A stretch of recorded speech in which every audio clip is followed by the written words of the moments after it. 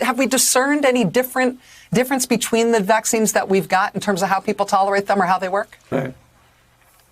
Well, if you look at the big picture, Rachel, the United States government has been involved in the development and or the facilitation of the testing of 6 candidates. 2 of them have already been shown to be highly efficacious, 94 to 95%. They're the same type of vaccine. We call it a vaccine platform. This one happens to be the mRNA platform. We have others that are close behind that'll soon be evaluated for efficacy and safety, and very likely will have the same positive fate as these 2. But the 2 that are out are essentially identical in the sense of very, very little, if any, discernible differences. They're 94 to 95% efficacious. They have a good safety record. So when people ask me, which one did you take? It just so happened that the Moderna one was shipped to the NIH, where, as you know, I work. So I got the Moderna one. If the Pfizer one had been shipped, it would have been exactly the same. I would have said no difference whatsoever. So whatever your mother and your friend got, I believe that it would make no difference if they got Moderna or Pfizer. How close are we to the approval of any of the one-dose vaccines? And mathematically, obviously, that's going to make a difference in terms of the size of the pipeline, in terms of getting vaccine out to the community.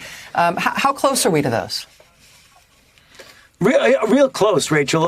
I would think that no more than 2 weeks from now, the data will be analyzed in the similar fashion, the way we analyzed it with the Moderna and the Pfizer candidate. That is, an independent data and safety monitoring board will look at the data, determine if it's ready to be given public to the company so that they can go to the FDA and ask to see if they could get an emergency use authorization. You know, I don't want to get ahead of them, but I have to tell you, I would be surprised if it was any more than 2 weeks from now that the data will be analyzed and decisions would be made. That's really good news, as you said, because that would be, if it does get an emergency use authorization, yet again another candidate that does have some differences. And that's good because it gives a wider range of flexibility. One, it's a single dose. That's really important because you could expect to start to see results, 10, 14 days or so right after. And then when you get to 28 days, you probably continue to go up. But it has a less stringent cold chain requirement, which is really good by moving it around and making sure you don't waste doses. Hey, thanks for watching our YouTube channel. You should know that you can follow today's top stories and breaking news and catch up on your favorite MSNBC shows all in one place. Download the NBC News app today.